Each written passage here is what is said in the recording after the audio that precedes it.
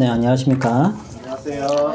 오늘 말씀은 요셉에 대한 강의 설교입니다.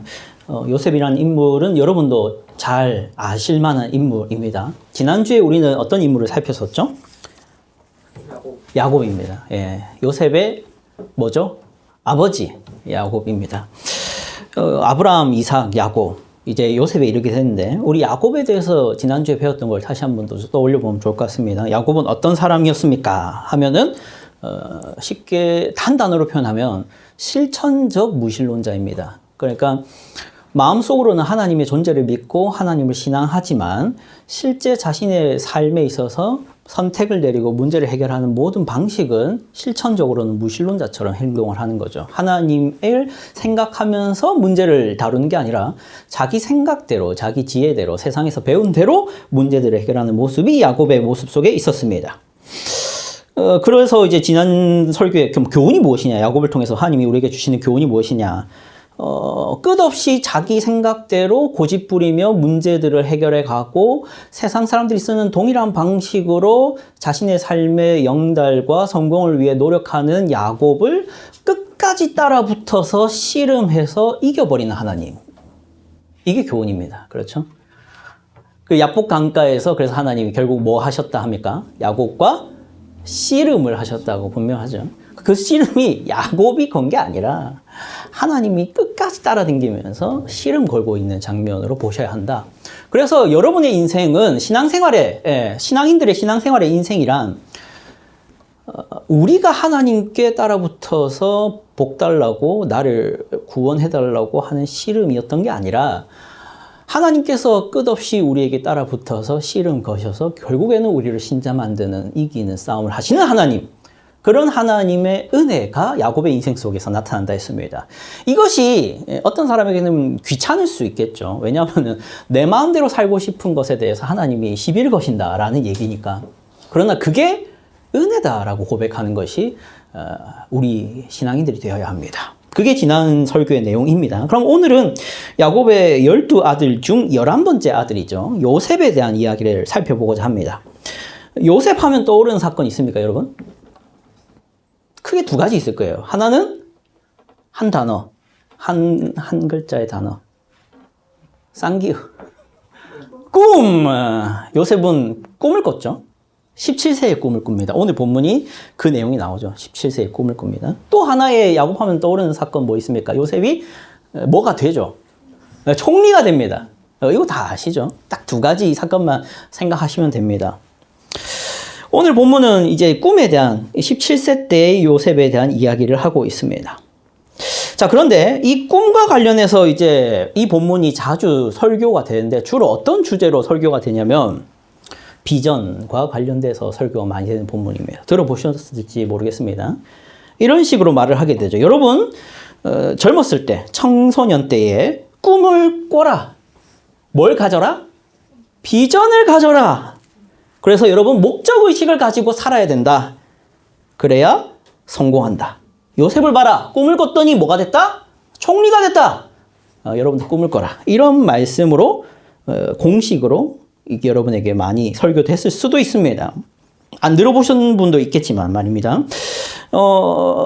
그런데 세상이 말하는 이러한 꿈과 이 성경에서 말하고 있는 꿈이 같은 것이냐에 좀 다릅니다. 세상의 경우에는 사람이 꿈이나 비전을 가지고 노력하면 성공한다라고 말하고 있다면 우리 교회는 그리스도인이 꿈이나 비전을 가지고 기도하면 하나님이 이루어 주신다 라고 얘기하는 점에서 조금 다르죠.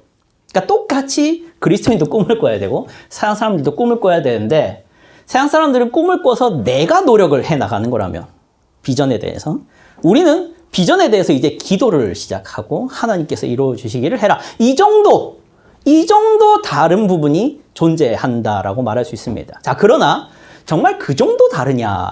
정말 그 정도. 그냥 세상 사람들은 비전을 가지고 자신이 이제 노력을 해 나간다는 거. 교회는 비전을 가지고 이제 하나님께 기도한다는 것. 이 정도가 다른 게 정말이냐에 대해서 좀 문제의식을 좀 가질 필요가 있습니다.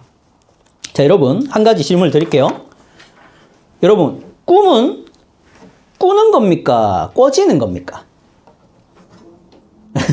꿈은 내가 꾸고 싶은 대로 꾸는 겁니까? 꿔지는 겁니까?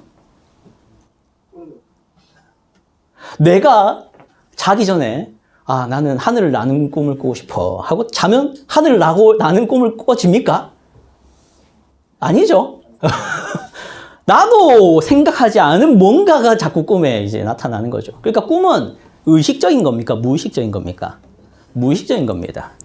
요셉이 꿈을 꿨다라는 것이 요셉이 꿈을 가졌다는 겁니까?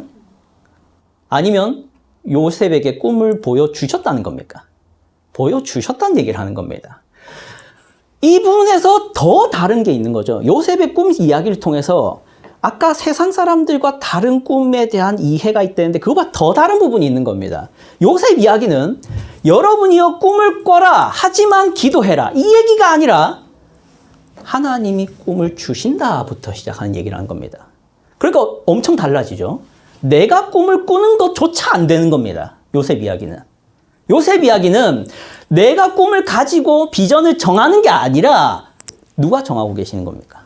하나님이 정하시고 있는 이야기인 겁니다. 이게 불편한 지점들이 사실 되죠. 사실 오늘 설교가 사실은 좀 길어요. 긴데 우리가 헌신 예배가 사실 있지 않습니까?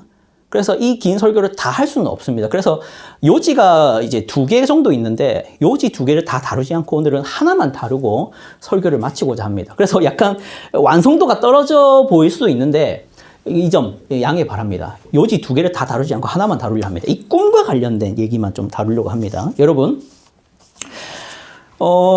요셉이 지금 꿈을 꿨다 하죠. 6절부터 11절 말씀입니다. 같이 읽어보겠습니다. 6절부터 11절 시작. 요셉이 그들에게 이르되 청하건대 내가 꾼 꿈을 들으시오. 우리가 밭에서 곡식단을 묶더니 내 단은 일어서고 당신들의 단은 내 단을 둘러서서 절하더이다. 그의 형들이 그에게 이르되 네가 참으로 우리의 왕이 되겠느냐 참으로 우리를 다스리게 되겠느냐 하고 그의 꿈과 그의 말로 말미암아 그를 더욱 미워하더니 요셉이 다시 꿈을 꾸고 그의 형들에게 말하여 이르되 내가 또 꿈을 꾼즉 해와 달과 멸한 별이 내게 절하더이다 하니라. 그가 그의 꿈을 아버지와 형들에게 말하매 아버지가 그를 꾸짖고 그에게 이르되 네가 꾼 꿈이 무엇이냐 나와 내 어머니와 내 형들이 참으로 가서 땅에 엎드려 내게 절하겠느냐. 그의 형들은 시기하되 그의 아버지는 그 말을 간직해 두었더라. 아멘. 그러니까 꿈 이야기를 하면 할수록 자꾸 미워해요. 아버지도 꾸짖습니다. 꿈의 내용이 뭐길래 그렇습니까? 형들의 곡식단이 누구한테 절하더라? 나에게 절하더라. 해와 달도 나에게 절하더라. 해와 달은 아버지 어머니입니다. 아마 형들의 곡식단은 다 이제 12아들이겠죠. 그 꿈을 꿨으니까 얘기를 한 겁니다. 근데 그 꿈을 얘기를 하면은 당연히 기분 나쁘겠죠. 그래서 아마 요셉은 T인 것 같습니다. F는 아닌 것 같습니다. 자기가 이 말을 하면 기분이 나쁠 거라는 것을 알면서도 혹은 모를 수도 있겠죠. 하지만 중요한 거는 그게 중요한 게 아니라 그냥 말하고 싶어서 말하는 사람이라는 거죠. 그래서 사람들이 자꾸 미워하는 모습이 보입니다. 사실 이런 얘기는 사실 오늘 해야 되는데 시간상 넘어가도록 하겠습니다. 요셉이 어떤 사람인지 넘어가겠습니다. 하여튼 요셉은 꿈을 얘기를 합니다. 그러면 우리는 이 꿈을 하니 보여주신 이유를 압니다. 결국 요셉이 뭐가 된다는 꿈입니까? 총리가 된다는 꿈이겠죠, 구체적으로는. 그 꿈을 하나님이 보여주신 거지. 요셉이 꾼 겁니까? 요셉이 꾼 게 아니죠. 요셉이 정한 뜻입니까? 아니죠. 누가 정한 뜻입니까? 하나님이 정하신 뜻이죠. 그래서 이 본문을 가지고 여러분 꿈을 꾸십시오. 여러분 뜻을 정하십시오. 여러분 비전을 만드세요. 라고 말하는 것은 반대로 해석하는 겁니다. 꿈은 하나님이 뜻을 정해주신다는 얘기를 하는 겁니다. 네가 꿈을 꾸거나 네가 뜻을 정해야 되는 게 인생이 아니라 하나님이 정하신 뜻이 있다. 이게 요셉 꿈 이야기의 시작이라는 겁니다. 그래서 이 본문을 가지고 여러분 이제 세상 사람들과 여러분과 다른 점은 뭐냐면 세상 사람들이 꿈을 꾸고 그것을 자기가 노력해서 이루려고 하지만 여러분은 꿈을 꾼 다음에 그 다음에 그거 가지고 열심히 기도하면 하나님이 이루어주십니다. 이게 다릅니다. 이걸 넘어선다고요. 애초에 하나님이 여러분을 향한 뜻이 있다. 그 뜻대로 여러분의 인생이 인도되도록 순종해라. 이 얘기가 요셉 이야기입니다. 이걸 얘기를 하면은 어떤 생각이 듭니까? 이런 식으로 이 본문을 풀면은 기분이 당연히 안 좋죠. 어떤 사람이 너가 무언가를 결정할 권한이 없고 하나님께서 너를 향한 뜻이 있으니 거기에 순종하는 것이야말로 바른 인생이다라고 말을 한다면 누가 이러한 기독교의 매력을 느끼겠습니까? 하지만 이런 기독교를 매력적으로 보이고 싶어 합니다. 누가? 주로 사역자들이, 전도자들이. 왜요? 매력적으로 보여야 전도가 될 테니까. 그러니까 자꾸 여러분이 뜻을 정하시고 다만 기도는 하십시오. 이렇게 얘기하게 되는 거죠. 그러나 분명하게 말하지만 요셉은 지금 자신이 뜻을 정한 게 없습니다. 하나님이 뜻을 정했고 그걸 보여주셨고 그대로 인도되고 있는 인생이라는 것입니다.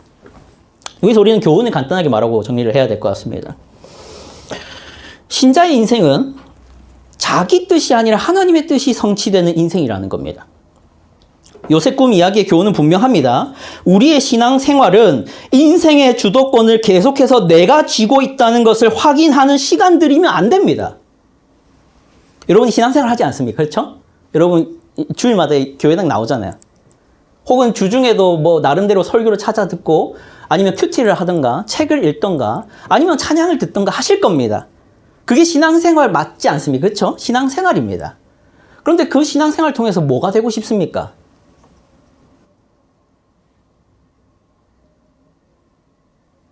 이런 사람이 만약 있다 생각합시다. 예배를 드립니다. 기도를 합니다. 찬양을 듣습니다. 설교를 평소에 찾아 듣습니다.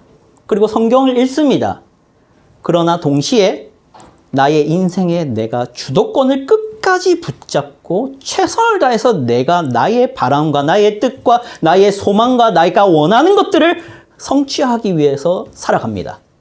이게 모순이라는 겁니다. 이게 모순입니다.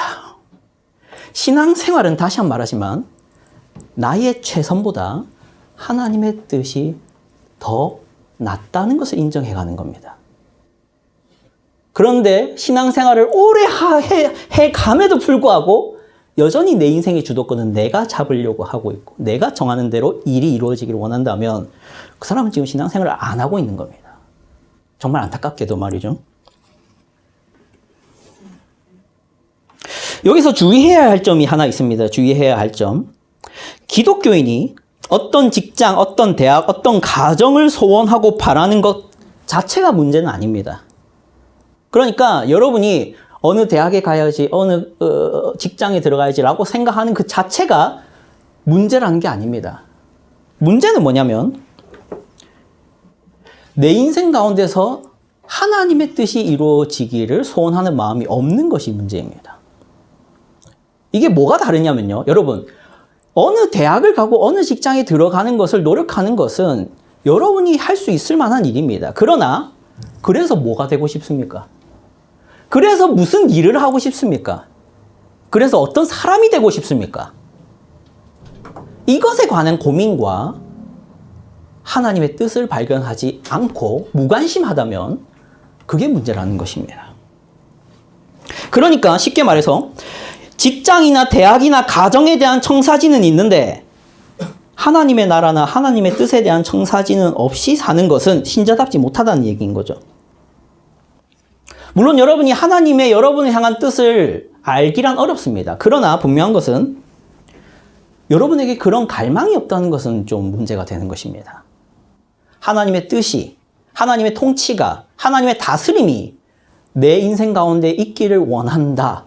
내 뜻과 내 바람대로 일이 이루어지는 게 아니라 하나님의 뜻과 하나님의 바람이 내 인생 가운데 이루어지기를 바란다라는 마음이 없는 것. 그게 신앙생활일까요? 아니라는 겁니다. 여러분, 신자의 시작이 하나님의 존재를 믿는 것이라면 신자가 자라나는 것은 하나님의 다스림을 인정하는 겁니다. 그런데 하나님의 존재는 믿으나 하나님의 다스림은 끝까지 거부하고 있다면 그 사람은 성장을 방해하고 있는 것이죠.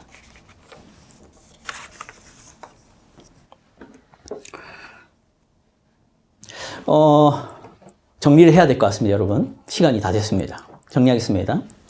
이 요셉 이야기를 통해서 사실 이야기할 게 너무 많습니다. 잠깐 다음 주에 이제 이어서 얘기할 것만 잠깐 예고적으로 얘기하고 말씀드리겠습니다. 자, 꿈을 꿨습니다. 17세에 꿈을 꿨습니다.